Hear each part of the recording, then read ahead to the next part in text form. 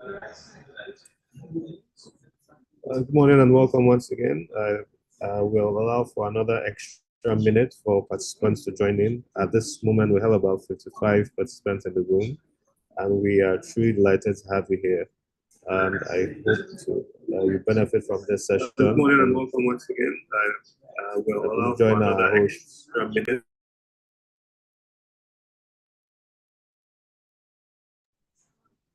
Join our host, Ugochi Obi, the head X Academy at Nigerian Exchange Limited, as she hosts us today. Thank you very much.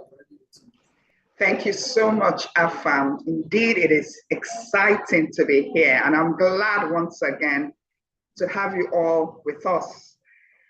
Welcome you to this exciting webinar with a difference. It's a webinar with a lovely twist. Yes, and you will see as we go on.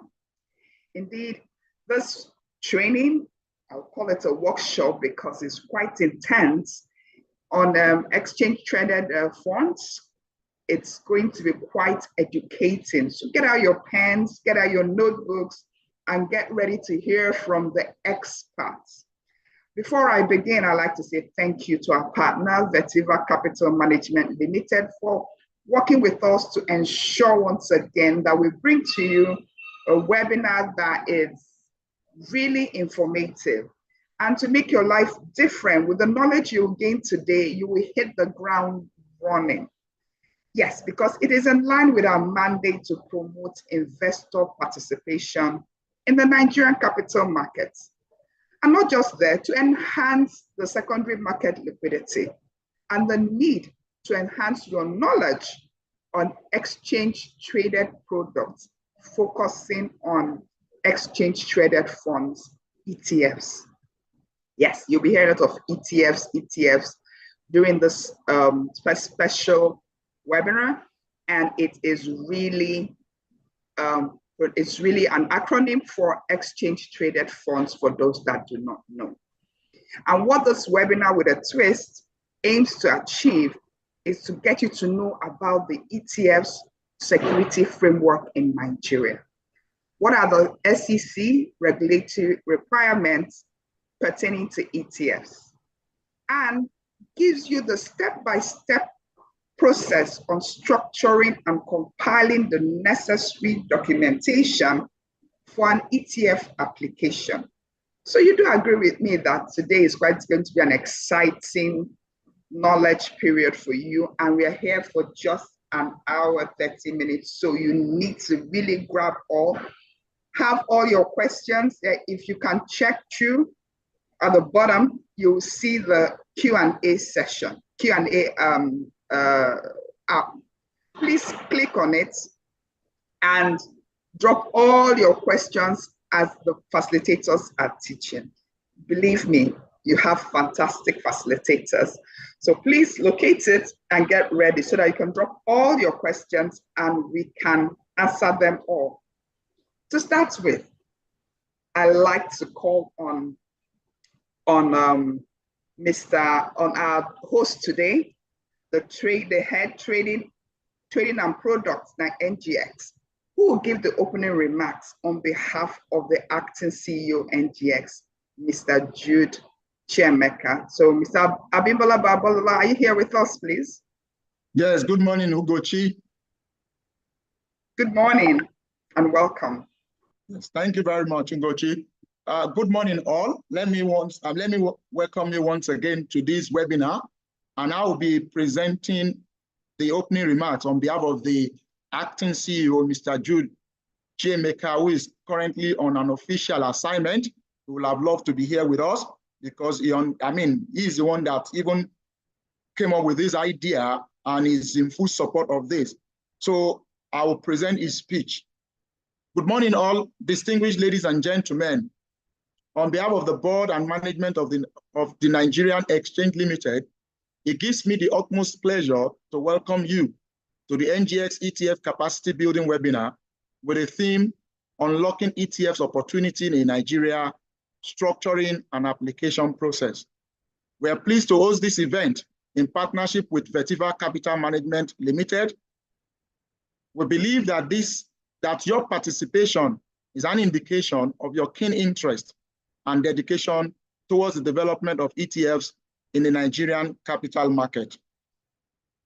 Over the years, ETFs has gained more acceptability among institutional and retail investors worldwide due to the cost-effective approach in providing exposure to a diverse array of underlying asset classes. According to ETFGI, the global ETF industry continues its remarkable growth, with assets under management crossing $13 trillion in March 2024. The industry now spans over 12,127 products listed across 80 exchanges in 63 countries, offered by 741 ETF providers. In Nigeria, investors have also had an excellent opportunity to diversify their portfolio and gain a lot of exposure to various underlying asset classes at lower cost through the ETFs listed on the Nigerian exchange. Since the inception of ETFs in Nigeria, in December 2021, the market has grown steadily with a total market capitalization of 35.76 billion as at April 2024.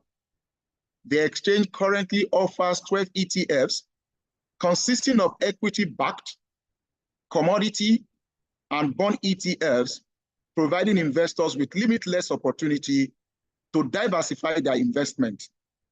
Despite this advancement in the ETF space in Nigeria, there is need to deepen the ETF market so as to provide more investable products for investors.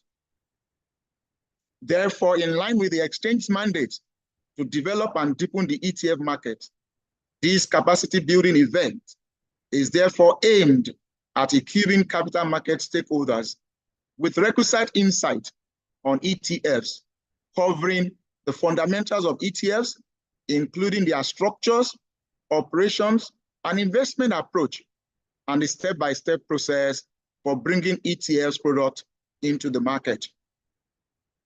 This webinar presents a unique opportunity for us to engage in a meaningful discussion, share best practices, and equip ourselves with the knowledge and skills necessary to capitalize on the opportunity that ETFs provide. By unlocking the potentials of ETFs, we can contribute to the development and growth of the Nigerian capital market, enhance investment opportunities, and the ultimate drive, which is to bring about economic prosperity.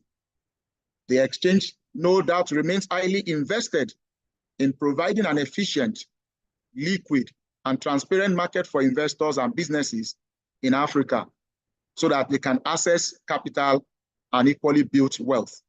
We are truly pleased to host this event in collaboration with the Securities and Exchange Commission, Vertiva Capital Market Limited, Hadel Hathin, the exchange traded product manager from Johannesburg Stock Exchange.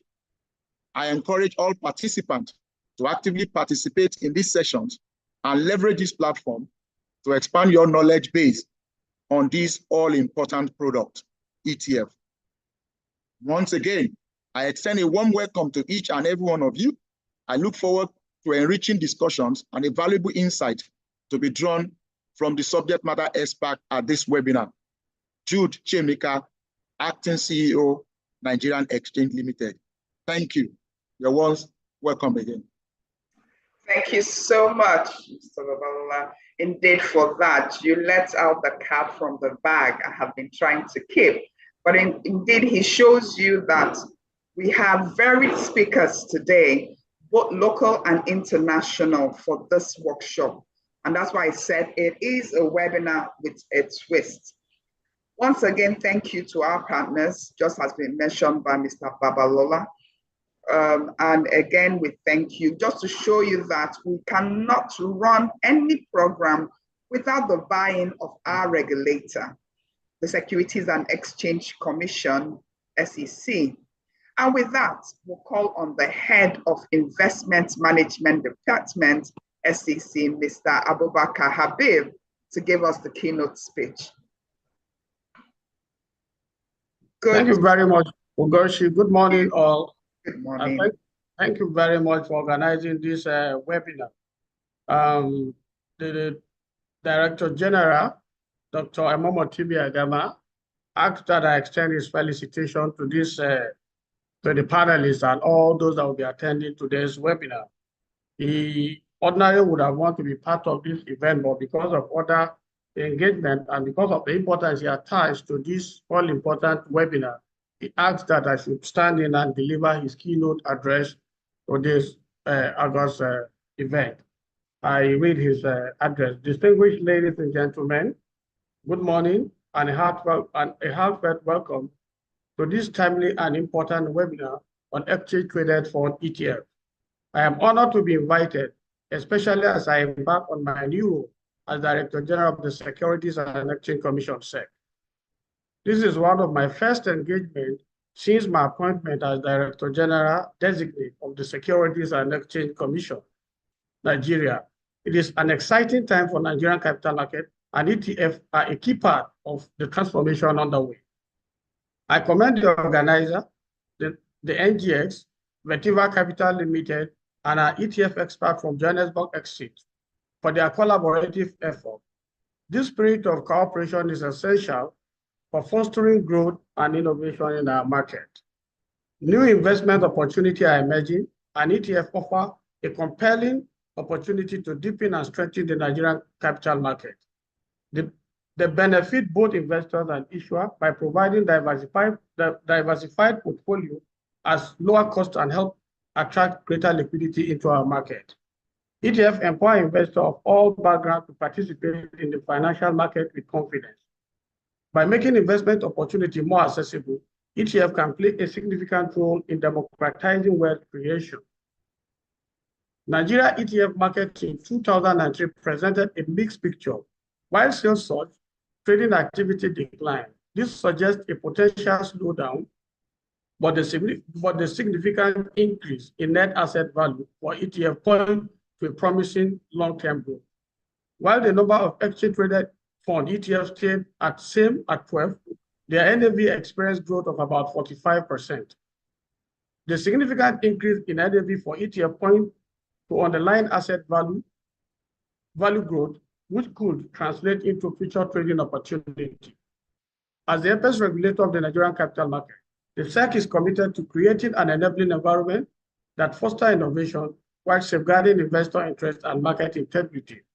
We have developed a robust regulatory framework for ETF that prioritizes transparency, accountability, and investor protection. This webinar equips NGS, potential issuers, and investors with the knowledge needed to navigate the ETF landscape by providing insight into structuring fund, application processes, and best practice. We are laying the groundwork for a successful Nigeria ETF ecosystem. The success of ETF in Nigeria hinges on collaboration. The SEC is committed to working closely with NGS, market participants, and industry experts to develop a strong framework for ETF issuance and trading. Open dialogue is crucial to address challenges and ensure these instruments are introduced responsibly. I encourage you all to participate actively in this webinar. Once again, get valuable insight and explore the exciting possibility that ETF hold for the Nigerian capital market. Together, we can unlock their potential and propel our market toward a brighter future. Thank you for listening. Dr. Motimi Agama, Director General Securities and Exchange Commission, presented on behalf of by Habib Abubakar, Head Investment Management Services Department. Thank you for listening. Thank you so much, Mr. Habib, for being here. We're really glad. We know how busy, and we're glad that you gave us this time and to educate the listeners. Do also, thank you very much, sir. So we are back, yes, and we are about to start.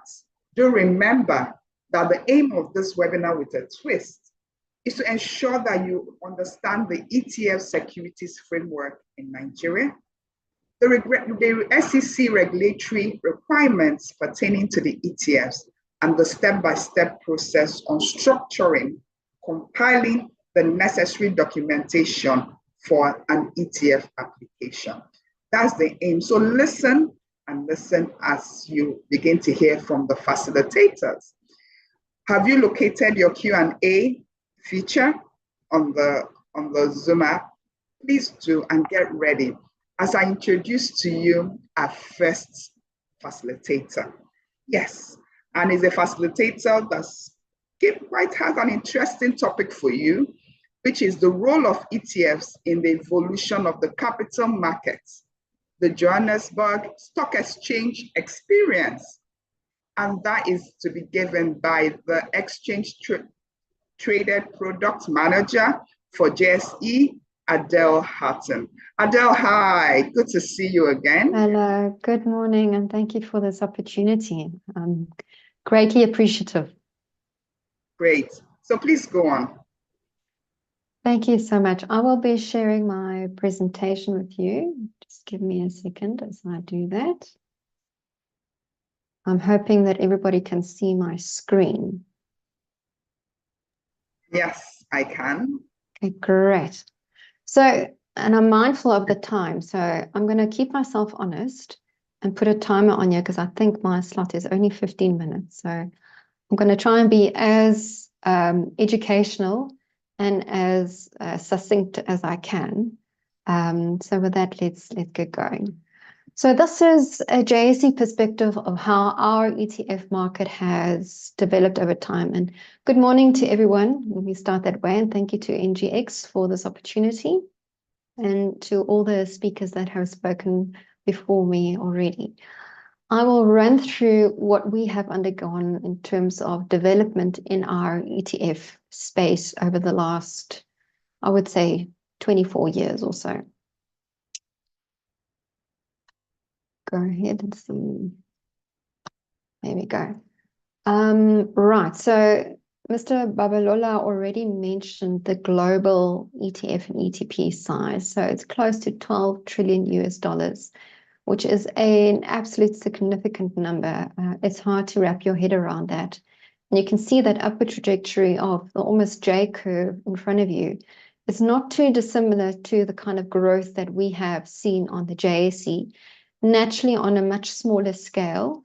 So in terms of the global perspective, it's a compounding annual growth rate of about 15.5%.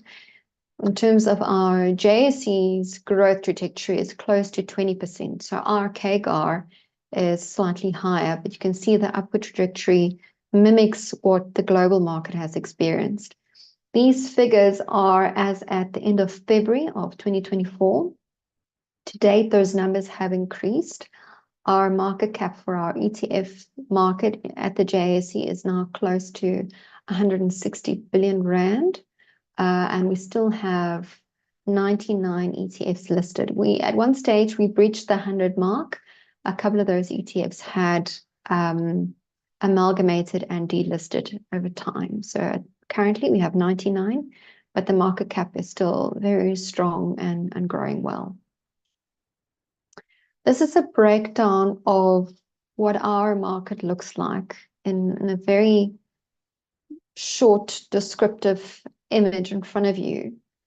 You will see that we currently have 9 ETF issuers in our market. Many of our local banks offer ETFs as well, typically through another entity within their banking group.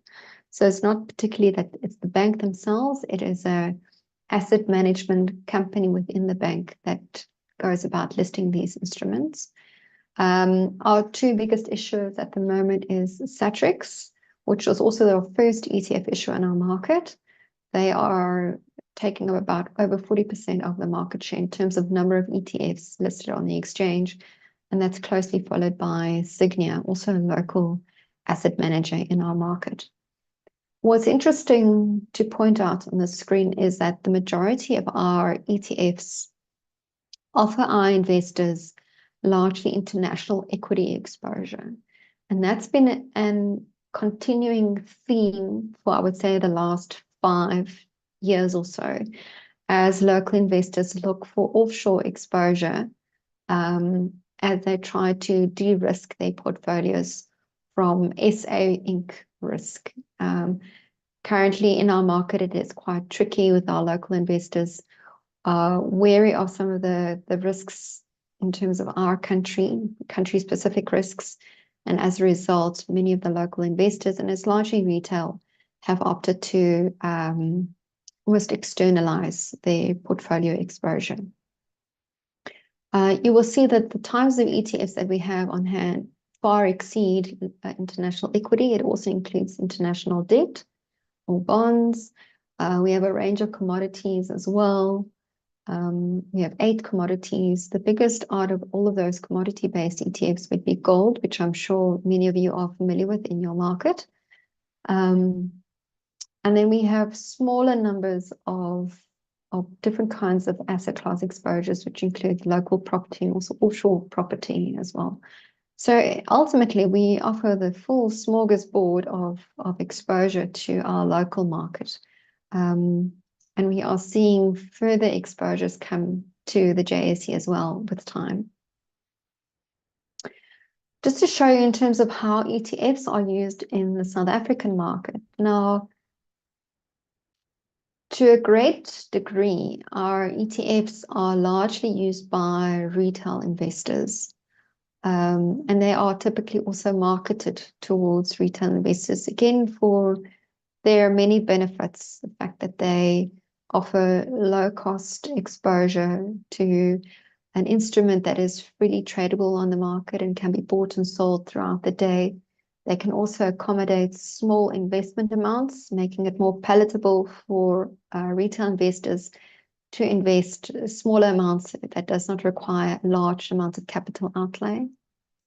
In particular, there are numerous ETF platforms that have also come to light that makes the purchasing and the selling of ETFs through a local broker kind of financial service provider a lot more palatable. In addition to that, tax-free savings accounts in our market, which have been around since 2015, also allow for investors to have tax benefit on investing tax-free savings account friendly ETFs. And it was those that meet the requirements for these types of savings accounts. So they, again, very popular with the retail investor space. And I think as it's very much in line with global trends, that you are seeing largely the younger generation opting to buy ETFs because of their accessibility, because of their low cost offering, and because of the kinds of diversification that a single instrument can offer them in their portfolios. Again, in terms of our market, ETFs are not typically taken up by financial advisors. They're not typically sold by financial advisors. And there are 2 key reasons for that. The one is the access point. Many of the financial advisors use different types of platforms when utilizing unit trusts or mutual funds. Often ETFs do not feature on those platforms. And then secondly, an ETF does not offer commission. It is a commission-free based instrument. And very often financial advisors would rather opt to provide a service or provide a product where they can also gain a commission on it. This is changing as financial advisors are becoming more aware of their offering, and also in terms of what our regulator is also requiring financial advisors to do, that they offer instruments and investment products that are suitable for investors, not just the most remuneration-friendly offering for them as opposed to their clients. So we are seeing a change in the market. On the flip side, however, our commodity-based ETFs are very popular with our South African institutional investors. And this is because commodity-based ETFs are not something that you can replicate within your own company. You ultimately have to go and find an ETF provider that can offer that kind of exposure. We have exchange control limitations in our country as well, which means that institutional investors are limited as to how much offshore exposure they can offer their clients, which are often pension funds and other financial financial entities in terms of the exposure that would be permitted. So there are a number of limitations, which actually makes ETFs probably more suitable for the retail man in the street, man or woman, and the street kind of investor. Just talking broadly around the uses of ETFs, how they are used. Typically, a core satellite strategy would be employed. In other words, you have at the center of your portfolio would have a range of ETFs that serve as building blocks, and you could then opt to then select individual company stocks as part of your core satellite strategy and really offer a full service kind of exposure, overlay and lens to your portfolio. As I mentioned, ETFs are great building blocks. They offer a range of assets that allows for further diversification within a portfolio. They are not typically, some of them do, some of the marketplace and market do participate in short selling of ETFs. It's not very common, but it does happen. Pairs trading is also often used when you take a long and a short position in the ETF as well. That ultimately helps to neutralize the market risk. And then what I think is probably most common is in terms of the equitizing cash benefit. In other words, because these ETFs are so liquid, they can be bought and sold fairly quickly. So if an investment decision needs to be made and the investor is unsure where to place their money yet, they can typically invest in an ETF, gain a particular exposure through that investment. And then once an investment decision has been finalized, they can just as easily sell out of the ETF position. In other words, you've equitized your cash back into ETFs. Now you've sold your ETFs, and ultimately you can free that money up to then maybe invest in something else. The diversification benefit, I think, is significant, again, because of the range of ETFs that we offer currently on our market. As you would know, diversification is there to allow for negating risk. It ultimately can remove some market-related risk by combining various ETFs with different kinds of asset classes that can then neutralize some of the market-specific risk and the portfolio risk associated with the portfolio. It does require then to use the right blend of ETFs as well. Very often you would have similar ETFs that look and feel the same. However, you need to often go into the detail and see exactly how they might differ from each other. As an example, we've got 3 S&P 500 ETFs. Even though the bottom line, they all offer the same exposure, they all are structured differently and they have different costs also associated with them. So it's important for investors to be aware of that. Ultimately, that diversification also helps to lower some of the cost, ultimately boost liquidity, and then you also get the benefit of not only the capital growth in terms of the ETF's exchange price, but also the dividends of the underlying ETF as well can often also be reinvested back into the ETF or paid out to the investor. So this, I think, is a key benefit of ETFs that really requires a further lens on it. And what I mean by that is that when we look at the diversification, it's not just in terms of asset classes, but it's also in terms of geographies, whether the underlying companies or whatever the underlying assets might be, are based locally or globally, or where they might generate their income from.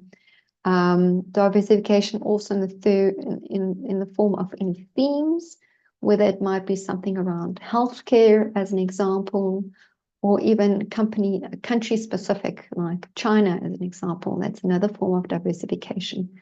We also bring about diversification in terms of industry, whether it's more resource focused or industrial focused. That kind of diversification should also not be discounted. And then asset class diversification goes without saying. I think generally that's the kind of lens that's applied when talking about diversification. And then I think lastly, which I think is quite interesting, which I will expand on, is around the investment strategy diversification. Currently, the majority of our ETFs are all passively managed. In other words, they track an underlying index. They mimic whatever the underlying index is that's being replicated. So majority of the ETFs are all passively managed. However, recently, we've also introduced actively managed ETFs, which now also allows the investor to diversify their portfolio through an active investment strategy as well, in the form of an ETF as well. So you get a passive ETF and an active ETF. Just to give you a quick lay of the land of how our market has changed, we've seen a number of smaller ETFs amalgamating with other ETFs as the issuer tries to contain costs. We've seen a number of acquisitions happening, some of the other ETF issuers acquiring other ETF issuers to create a new entity. The likes of Satrix, as an example, had acquired Absa Capital's equity ETFs. The commodity-based ETFs that Absa still remain. All the equity-based ETFs now are owned by Satrix. Have a local player, Easy Equities as well, which are typically known for their retail footprint in the market. They acquired a local ETF issuer called Cloud Atlas also about a year ago. And then we've seen a new entrant in the market, which is also quite interesting, in the form of Prescient, who is a local investment manager, but they also have a management company offering, which ultimately means that they can white label some of their ETFs for other ETF players that perhaps hadn't been in the ETF market yet. So this is quite new and interesting because it enables Prescient to cut down some of the costs typically associated with ETFs through a white labeling solution. And then we've seen quite a bit of rebranding in terms of our Rand Mentioned Bank and First National Bank as well, and how they are selling their ETFs. I have run out of time, so I'm quickly going to just scan through our latest offering, which I think is quite interesting. And that's in the form of actively managed ETFs. They've been around since October 2022. Ultimately, this allows for an issuer to list essentially a mutual fund, which is an OTC product, onto the exchange. So it looks and feels like a mutual fund, with the exception that this is an active managed ETF, so it trades like an ETF throughout the day. You have real-time pricing. You have the client liability management that is provided by our CSD straight, so our Central Securities Depository. We have designated market makers and liquidity providers around this, and we also require an intraday net asset value to be published. And there's obviously also a tax that is typically associated with any purchases on our exchange, that these ETFs become exempt of this specific tax. So lots of key benefits that this actively managed ETF is bringing. So we're trying to offer an offering that makes the OTC world, in other words, our mutual fund, our unit trust industry, to migrate towards the ETF market, which is the listed space. Just quickly on the globe, what the global active ETF market looks like. As you can see, it's considerably smaller compared to the passive market, only about $700 billion US. In terms of our disclosure options, which I think is quite interesting, we offer two kinds of disclosure options. One is that the issuer can decide to disclose everything within the portfolio on a daily basis, like what we require of our current ETFs. But then we also offer another option, and this is particularly for issuers that are wary of sharing their intellectual property. And we've said, well, you can then disclose on a quarterly basis within 30 days of the month end, provided that you publish an indicative NAV, you have a monthly fact sheet on your website, and you've appointed a market maker to facilitate liquidity as well. I'm not going to go to all of that detail as well, just for you to know that it is a standard requirement that a liquidity provider is also part of an actively managed ETF's journey as well. And I'm just going to shoot to just show you what the size of this market is. This number was at the end of February. We're now well over the 3 billion Rand assets under management mark, and we still have 7 actively managed ETFs listed. I believe there is anticipation for further actively managed ETFs happening in the pipeline currently. And that is me, and I'm sorry I've run over a little bit. I think we have a few minutes for some questions. Indeed. Thank you, Adele, for that. And thank you for giving us the perspective from GSE. That is so awesome. At the moment, we do not have questions, but I'm sure that as we go on, we'll get more questions and be able to refer them to you. So thank you once again. And hi, everybody. If you're still, yes, you'll get the materials later. After the webinar, you will get the materials. If you have questions, don't forget, please don't put it in the chat, put it in the Q&A feature. That's where we can see them and we can get them answered. Now we've heard from the GSE perspective. Let's come home and hear about how to create ETF in the Nigerian capital market. Also learn about the fundamentals of ETFs, that is the exchange traded funds, and the regulatory environment and application procedures. So let's come home and learn, how do we take all that we've heard and how do we begin to implement it locally in Nigerian capital market? And to give that training will be the Group Executive Director, Chief Operating Officer for Vetiva Capital Management Limited, Mr. Damilola Ajayi. Good morning, sir. Good morning, Ugochi. Thank you very much. Let me share my screen and then we can proceed.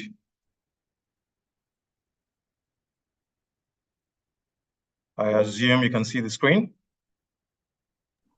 Yes, indeed. Okay, thank you. Thank you very much, Ugochi, once again. And good morning, everyone. I consider it a privilege to engage with this esteemed audience on the subject of ETFs. Special thanks goes to the management of the NGX for putting this webinar together, and also to the SEC for the invaluable support. I want to thank Mr. Habib for the insightful keynote address, and also thanks to Adele for taking our time to share a GSE perspective of the ETF space. Now, ETFs have been part of the Nigerian landscape since 2011. And I guess we're all familiar with ETFs as investment products. In this session, however, we'll be discussing ETFs through the lens of an issuer. And I will try and focus on perspectives that I believe are relevant in the structuring of ETFs and listing of ETFs. And the objective will be to provide actionable insights that can be useful in the various ETF listing initiatives that we may have. My presentation will be in three parts. Firstly, to provide context, we'll take a broad look at the ETF industry in Nigeria. We will talk about the players in the industry. We'll look at listed ETF products in Nigeria. We'll take a look at the ETF ecosystem in general. Secondly, we'll consider the regulatory framework surrounding ETFs in Nigeria and my interpretation of these relevant rules as an issuer who has had to work within these rules. Now, all the relevant rules by the SEC and the NGX are available publicly. So the focus here wouldn't be to read out the rules, line by line. The approach will be to look at these rules holistically and draw insights on how they influence ETF product structuring. Thirdly, we'll look at some practical considerations to take note of when developing ETF products. And these are really on the back of questions we get now and then on some nuances that may not be apparent during the conceptualization of an ETF product. For example, simple steps to take to minimize tracking error, how to deal with index replication challenges, etc. And then we'll look at how to build in those considerations into an ETF product. So let's start by looking at the ETF marketplace. This slide shows us the players who have issued and listed ETFs in Nigeria. I look forward to many of us joining this list in the near future. And one thing I can assure you is that both the NGX and the SEC are very supportive of product initiatives, and the posture is very collaborative. So for intending issuers, please reach out for any support that you may require from our regulators. On this slide, we see current ETF industry AUM locally at roughly 13 billion as at April, up from 10 billion at the beginning of the year. I think the equities market is up 32% or thereabouts year to date. And this is largely responsible for the ETF AUM growth we have seen so far this year. Now, ETFs in Nigeria cover 3 asset classes. You have equities, you have fixed income, and then you have commodities. On this slide, we'll start with the equity ETFs that are listed. On the top left of the screen, we start with the Greenwich Alpha ETF, which tracks the NGX 30. Then we have the Lotus Halal Equity ETF, which tracks the NGX Lotus Islamic Index. This has 15 Sharia compliant stocks in it. Then we have the Meristem Growth and Value ETFs. They track the NGX Meristem Growth and NGX Meristem Value indices. These are quite interesting. They are a category of indices called style indices. And what style indices do is that they seek to capture or reflect different investing styles by grouping stocks into various buckets like growth stocks, value stocks, and so on. Moving on the bottom left of the slide, we have the Vetiver Griffin 30 ETF, which also tracks the NGX 30 index. And then we have the Vetiver Sector Series ETFs, which track the NGX Banking, the NGX Consumer Goods, and the NGX Industrials indices. And then from Stanbic, we have the Stanbic ETF 30, which tracks the NGX 30 as well, and the Stanbic ETF 40, which tracks the NGX Pensions Index. So those are the equity ETFs listed. On this slide, we have the Vetiver S&P Nigeria Sovereign Bond ETF, which is a fixed income or bond ETF. It tracks the S&P FMDQ Bond Index, and it's an optimized ETF. We will look at what that means in the course of our discussion. And then we have the New Gold ETF, which is a secondary listing. Its primary listing is on the Johannesburg Stock Exchange. And I think Adele has alluded to the success of commodity ETFs in South Africa. This ETF tracks the spot price of gold. So that's a quick overview of the ETF products currently available in Nigeria. And what I would recommend here is that we go through the prospectuses of these ETFs to get a better sense of how these products are structured. For us, we did an in-depth study of the Citrix 40. Adele mentioned this as well in South Africa when we were structuring the Vetiver 30 ETF. And for us, it was a very, very useful exercise.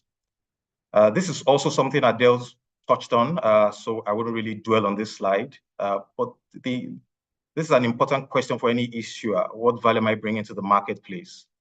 How do I, as an ETF issuer, make a case for ETF products within the universe of competing investment vehicles? So what I've done on this slide is to look at 3 key selling points for ETFs that we can build on.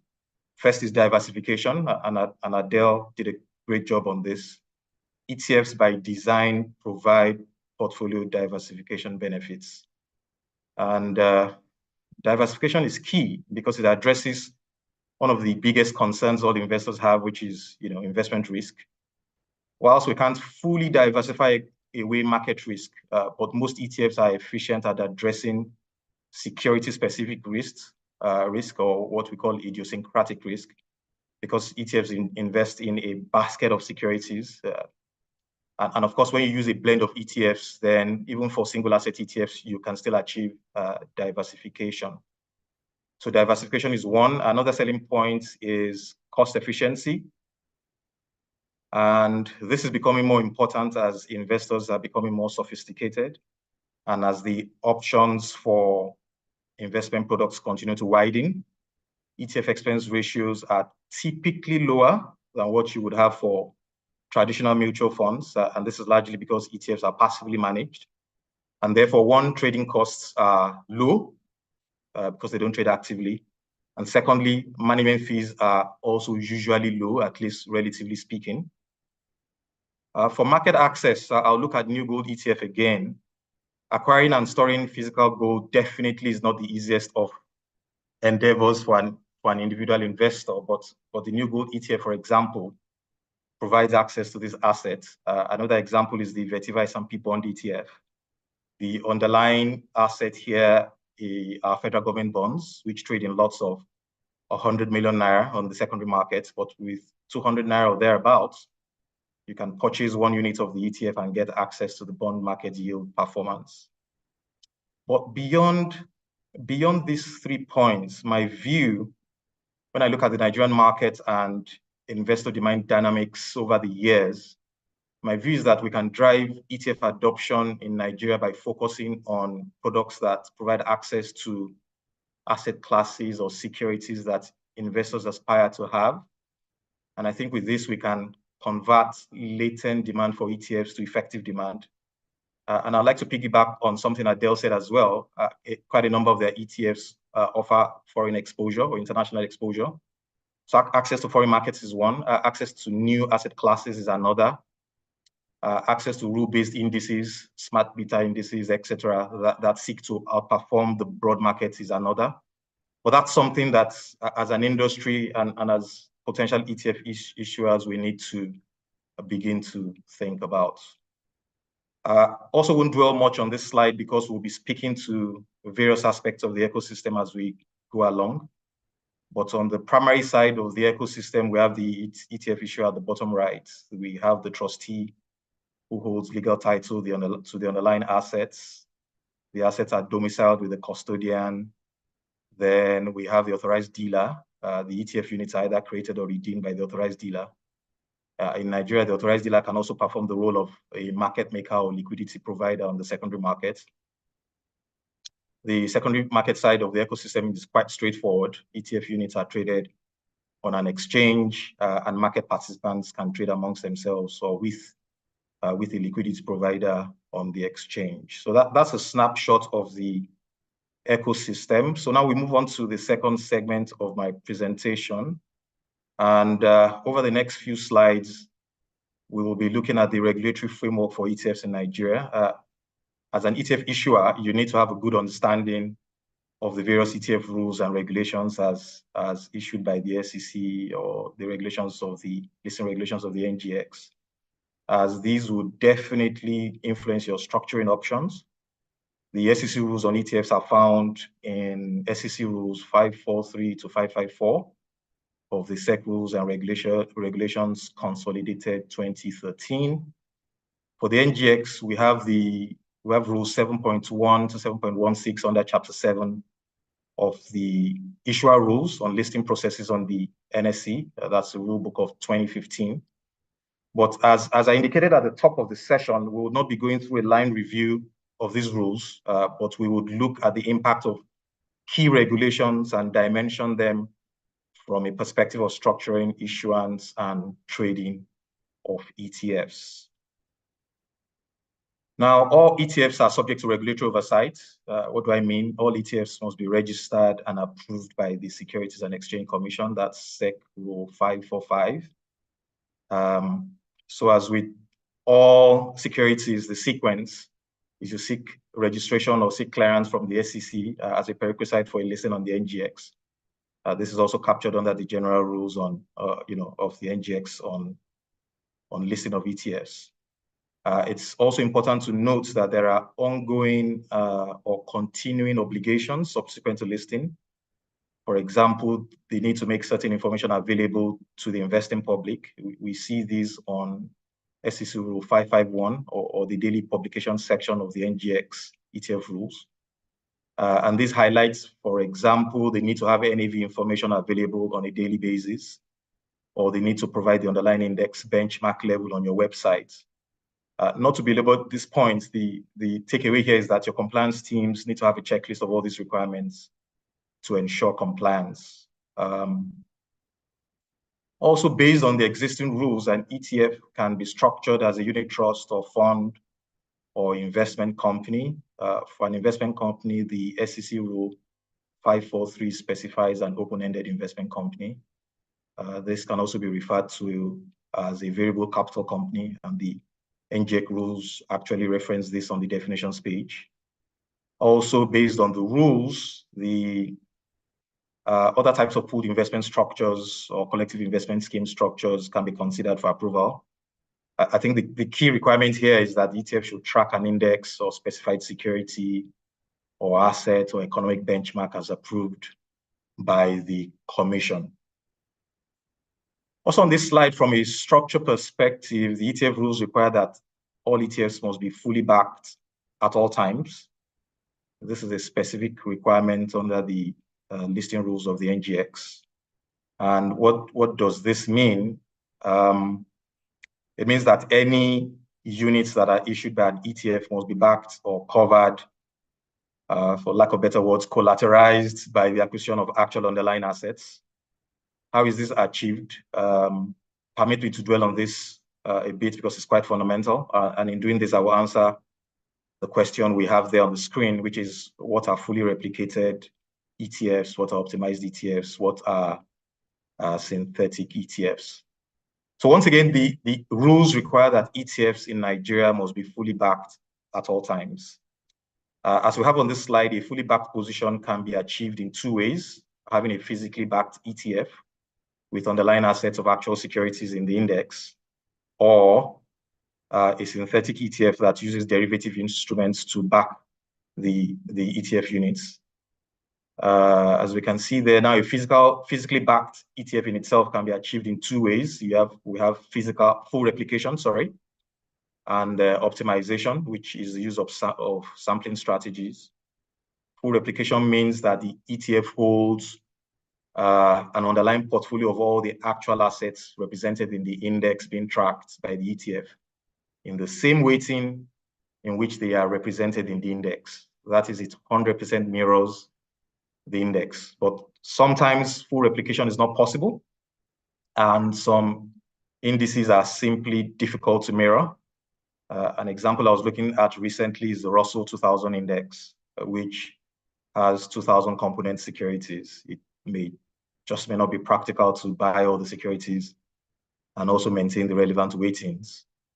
But that doesn't remove the obligation to replicate the performance of the index if, for example, one wants to build an ETF on the Russell 2000. So what does the fund manager do? This is where optimization comes in. There are two options, or what I would call a blend of two options that come to mind, depending on the specific scenario. Use of proxy securities, for example. If a stock A in the index portfolio is illiquid, you can replace stock A with a proxy security B, where the price movements or what we call price behavior of B is highly correlated with the price behavior of security A. And of course, the caveat here is that you need to demonstrate the close correlation to the regulators. One way to do this is to compute the correlation coefficients of the two stocks.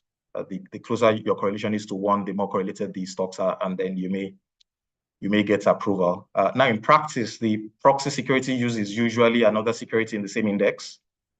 And that brings us to another optimization strategy, which is the use of a sample of securities in the index that preserves the behavior of the whole index. Example, if you have an index of 5 stocks and 4 of them carry a 97% weighting in the index, if the 5th stock is illiquid, there may be a justification to the regulators to exclude holding it and just carry a sample of the portfolio. And of course, you may decide to use one of the component securities of that index as a proxy.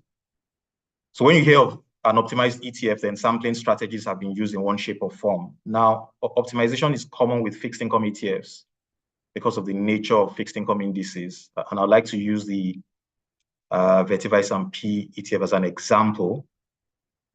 It's an optimized ETF that invests in a representative sample of the benchmark index. Now, that index tracks local currency bonds, but sometimes these bonds are not liquid when they are off the run. And clearly, we don't want illiquid securities in the ETF portfolio. So what the fund manager does is to replace the liquid bonds with liquid off-the-run bonds of similar tenor and yield. With this, the ETF is still able to achieve a fully backed position in line with regulation and substantially replicates the yield performance of the index. What's the bottom line of this slide? You must have a fully backed position of underlying assets for your ETF. But for complex indices where full replication isn't practical, you may want to consider an optimized ETF portfolio where you're sure the benefits outweigh the downsides of doing so. One of those downsides is tracking error, for example, but we'll speak more of that later. So we have synthetic ETFs on the screen. Theoretically, at least from a Nigerian context, another way to achieve a fully backed ETF is having what we call synthetic replication, where a fund manager maintains an underlying portfolio of derivative instruments like forwards, options, swaps, etc., instead of the underlying securities in the index. For synthetic ETFs, for example, a fund manager can enter into a swap contract with a counterparty or multiple counterparties who take on the obligation to pay the return of the index. And then those contracts, being financial instruments in themselves, form the underlying portfolio of the ETF. If you want to study synthetic ETFs, an interesting one is the Invesco S&P UCITS ETF. Very interesting ETF. It invests initially in a sample basket of equities, right?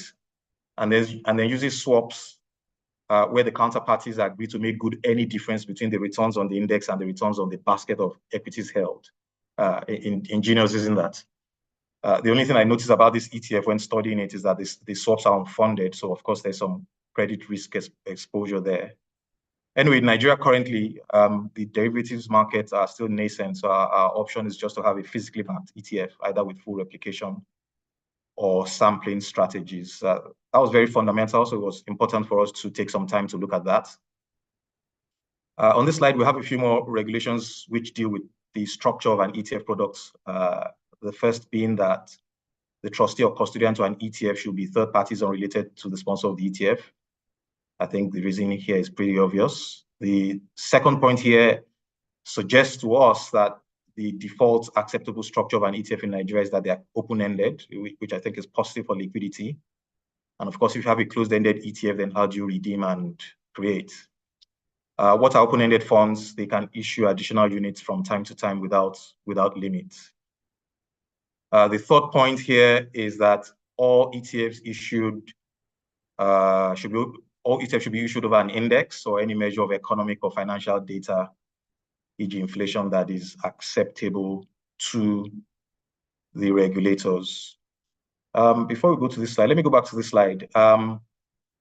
Adele spoke about the introduction of active ETFs in the South African market. So the question here is, can active ETFs be listed in Nigeria based on current rules?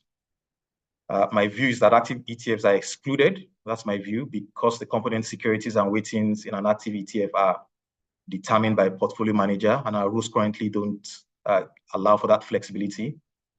Our rules only allow for ETFs whose composition is determined by a benchmark index. Active ETFs are a different ball game. It's reassuring to see that they are taking hold in the South African markets. They are very popular in some other markets, especially Europe, as an evolution from, smart beta, ETFs. I'm sure with time, we will consider these types of structures also within our local market. On this slide, we look at the regulatory requirements that cover listing and trading of ETFs. The first is that a sponsoring broker is required to introduce the listing of the ETF units. This is standard for any listing on the NGX, so we won't dwell on that. The listing requirements for ETFs require that the sponsoring broker needs to be in good standing with the exchange. So you need to, as an issuer, you need to check this before you appoint your sponsoring broker. Secondly, the units and underlying assets of the ETF must be liquid. I think this is important to achieve index replication and also to achieve scale, seeing that the ETFs are open-ended. The implication of this, however, is that before you choose an index for your ETF, it is important to ensure that the constituent securities are liquid.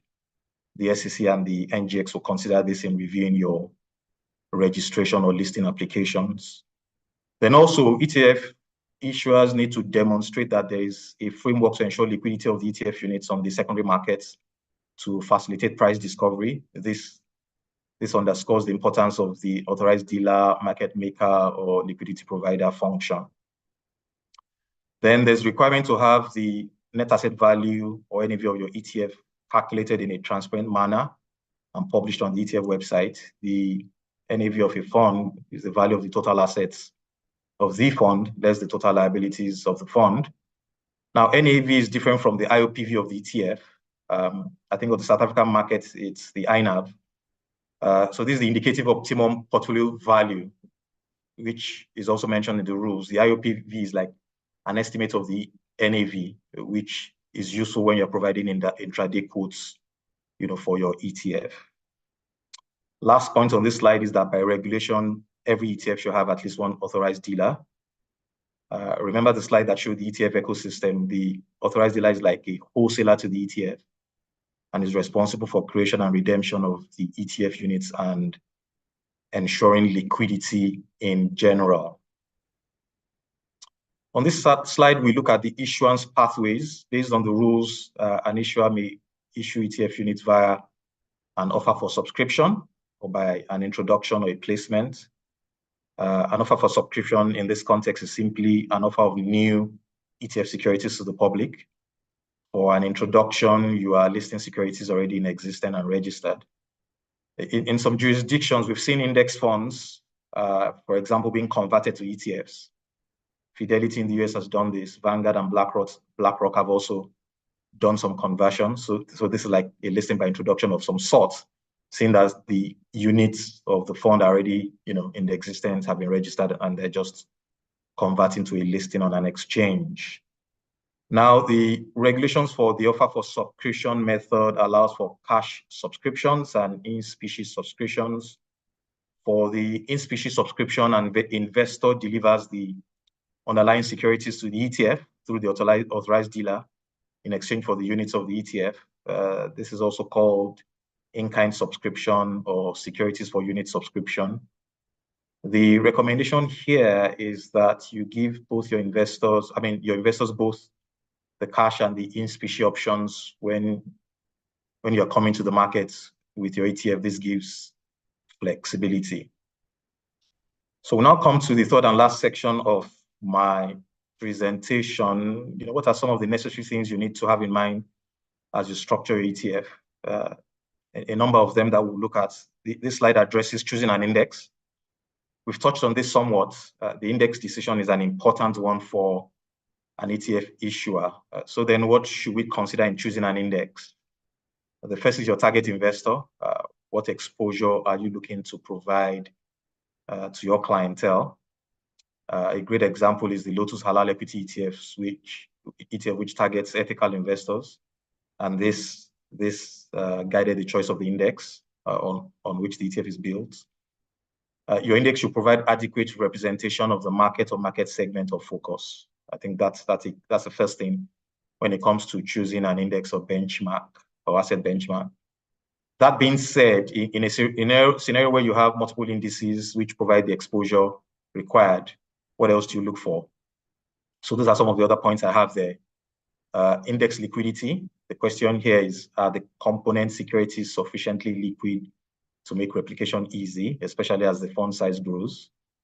Then an assessment of the index rules or index methodology is also important. And the question here is, will the index rules make management of the ETF cumbersome? Too frequent rebalancing, for example, can cause problems for managing an ETF. Then we look at simplicity. How easy is it to understand the nature, purpose, and structure of the index? If you can't understand, the index, then the chances that the investors will understand your ETF, and this may affect adoption. And then we have transparency.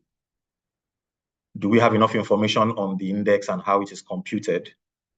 Then I have a question comment at the bottom of the slide. Should an ETF issuer request backtesting data from an index provider? The answer in my view is yes. It is okay to backtest an index, especially if it's newly issued. Backtesting involves using historical data to see how the index will perform over various market conditions and cycles. This is important as you validate your ETF product strategy. I believe we got backtesting data from the S&P when we were working on the Vetiva S&P bond ETF. Another consideration is for an ETF issuer is the choice of your authorized dealer market maker. We spoke about the authorized dealer earlier. As an issuer, the firm you choose as the authorized dealer is critical because it has a bearing on the liquidity profile of your ETF. As such, the recommendation is to choose an authorized dealer with the financial capacity to hold inventory when required, and also the willingness, and of course, the technical competence to execute on creation and redemption of ETF units in an efficient manner. This slide will look at something a bit technical, and it's an important consideration for all ETF issuers determining the size of creation units. The fund manager needs to work with the authorized dealer to determine the creation units for an ETF.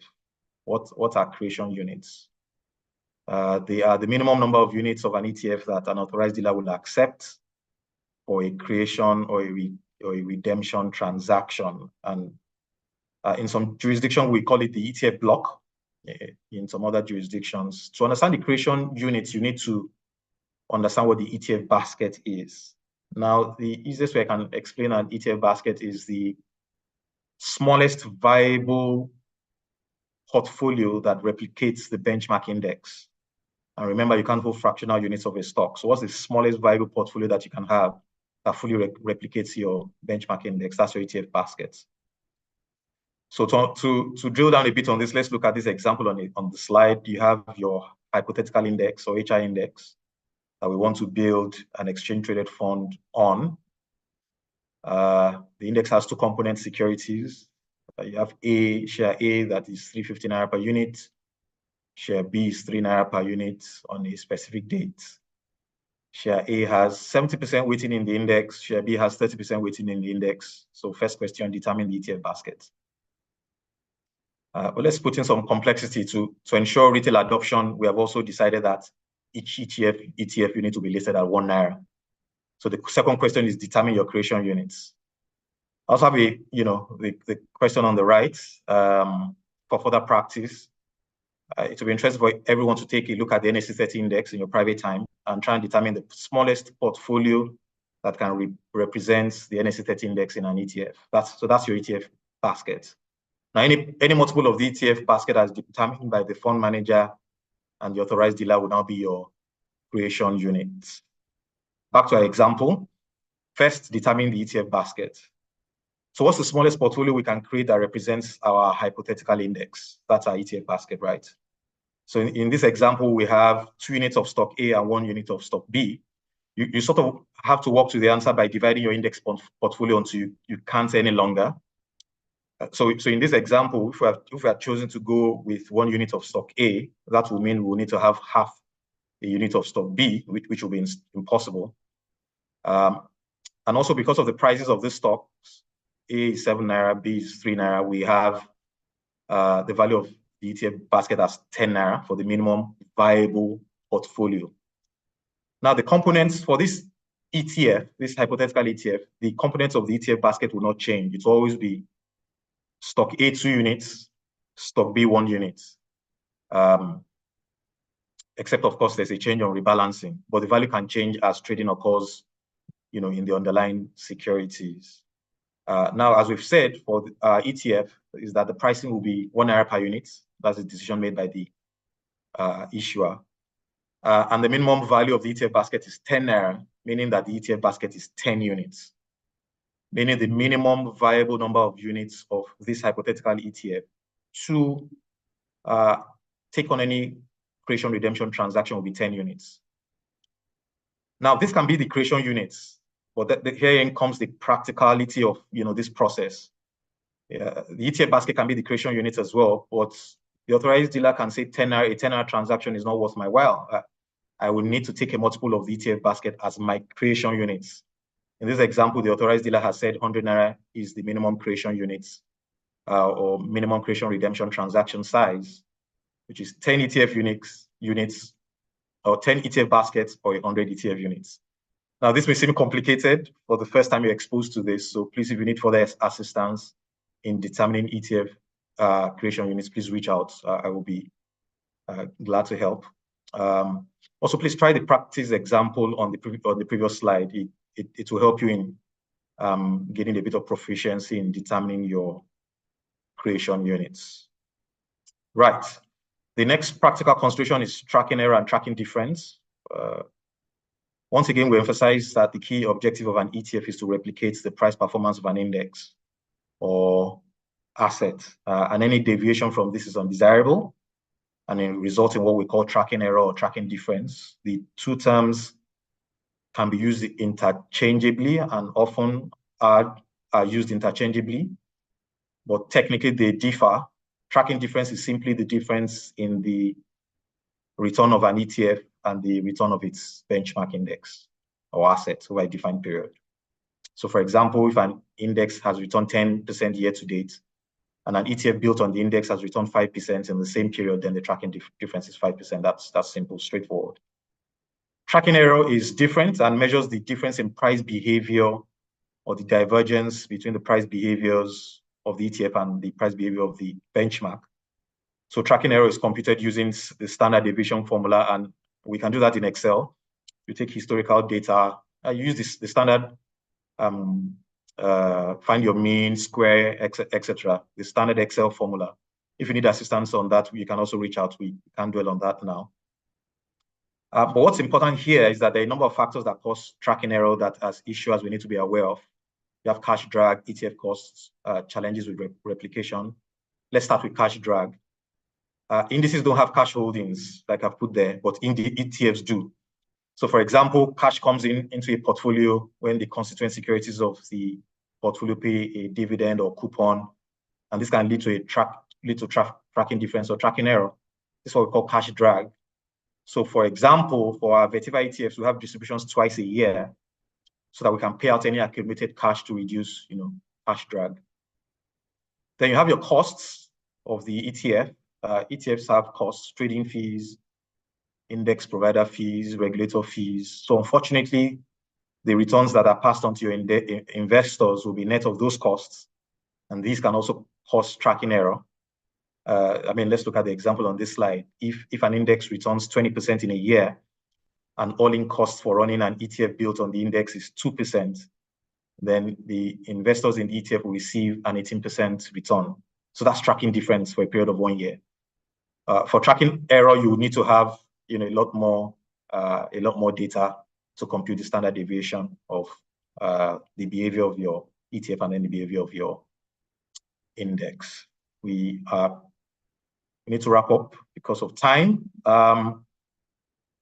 Another reason for tracking error is challenges with replication. Sometimes it's difficult to achieve exact replication of a benchmark index at the same or the exact price of each component security on the date of replication. And a good example is being able to match the weightings during rebalancing, especially when you have illiquid components in the index, and this can lead to tracking error. For example, if on the rebalancing date of an index, the price of a component stock is 3 Naira, but the ETF is only able to purchase the stock at 4 Naira, you're already off the mark and tracking error has already kicked in. The advice here is to ensure your authorized dealer has good execution and that rebalancing is done as efficiently as possible.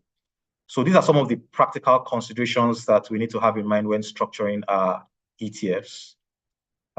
These may not be spelled out in black and white in the rules, but they are implications of the rules that we have. So please make sure you go through all the rules, the SEC rules primarily, and then of course the listing rules on the NGX.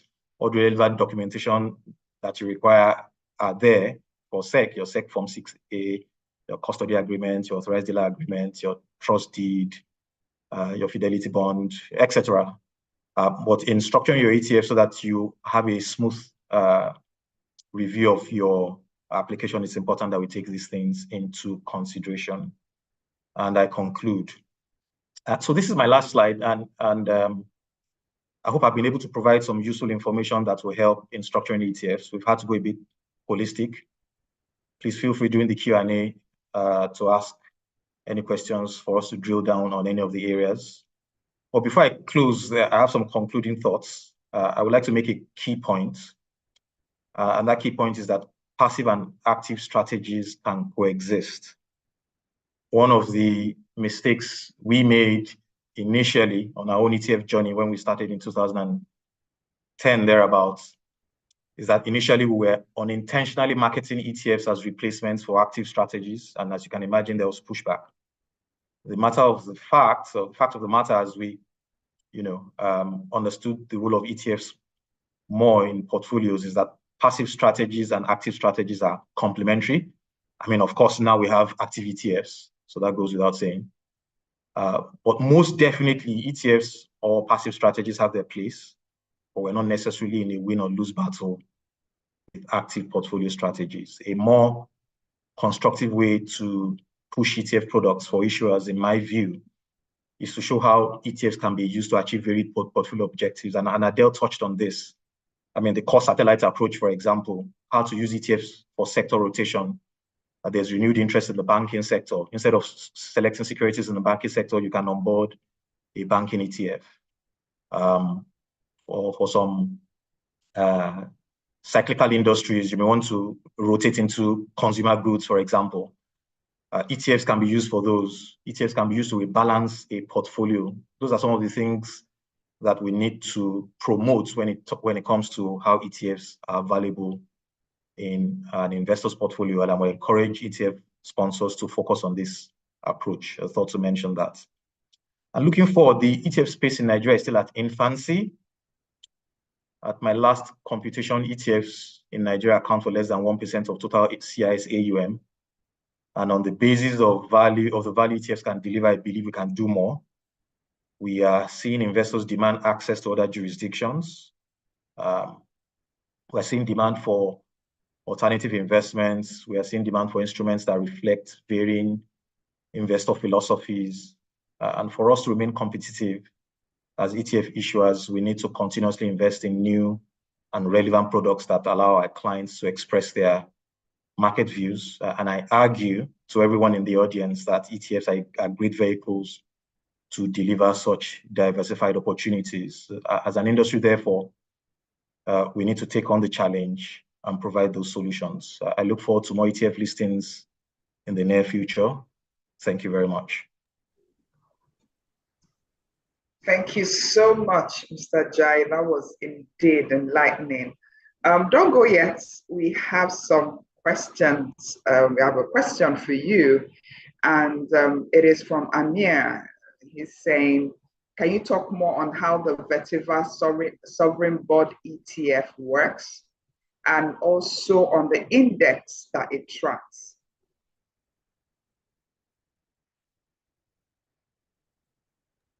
Okay, thank you very much. So the Vetiva S&P Bond ETF tracks the S&P FMDQ Bond Index. This index tracks the performance of local currency sovereign bonds issued by the federal government of Nigeria.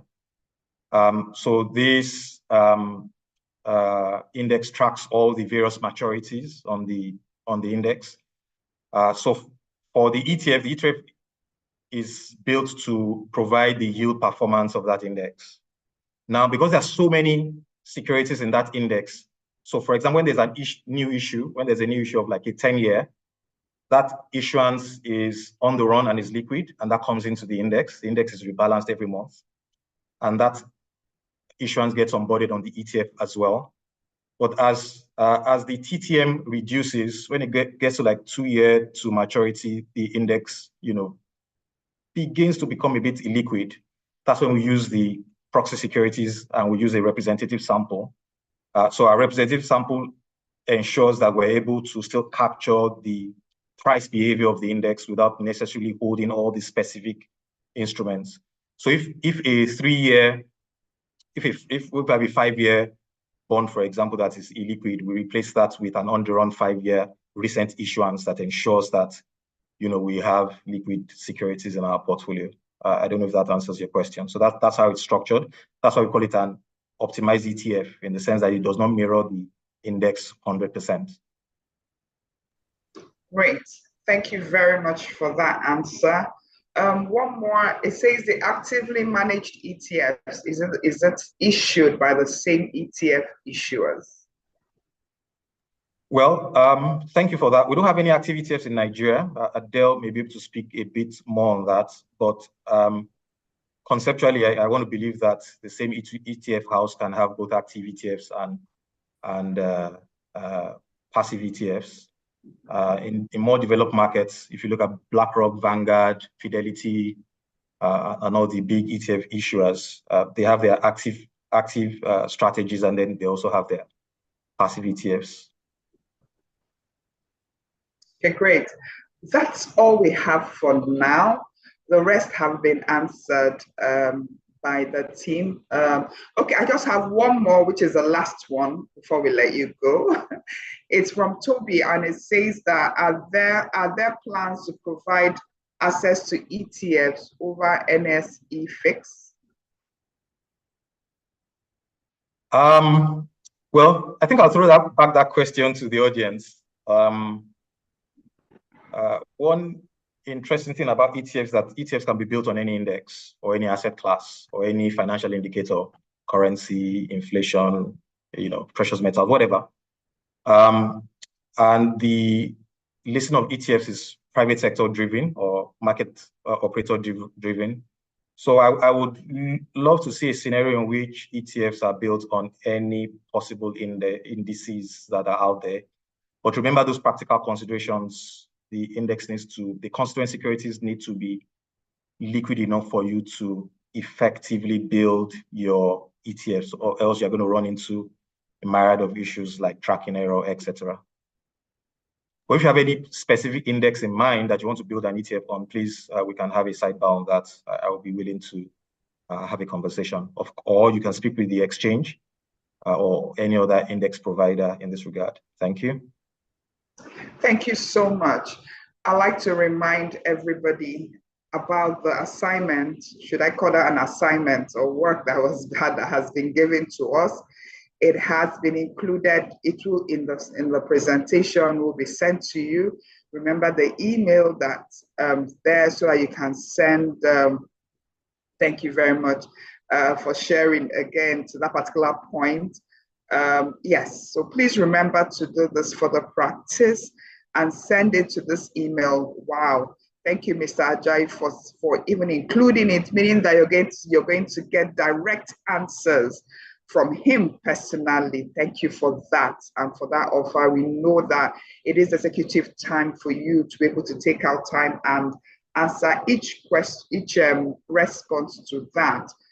So yes, the materials will be sent to you. I have also included, if you check the answers that have been provided, an email has been included. If you don't get the materials within the week, don't forget to check your spam box just in case it goes in there.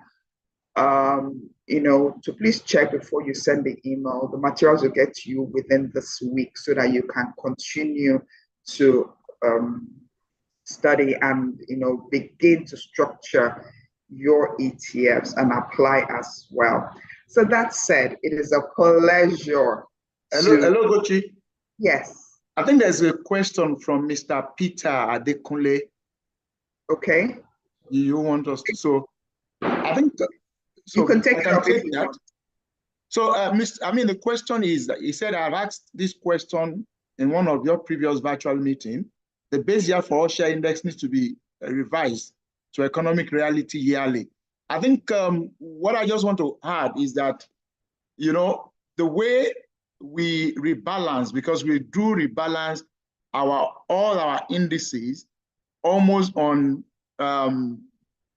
need basis. So what I mean by that is that if we're admitting a new security, we're adding more security, or we're delisting any security, we do rebase the index itself. So we don't even have to wait for a year. So if we admit a new company today into any of our indices, we will do the rebalancing and the rebasing immediately. So Mr. Peter, what I'm saying is that we don't have to wait until the end of the year or the beginning of the year. As we admit new securities, we do rebase our index. Thank you.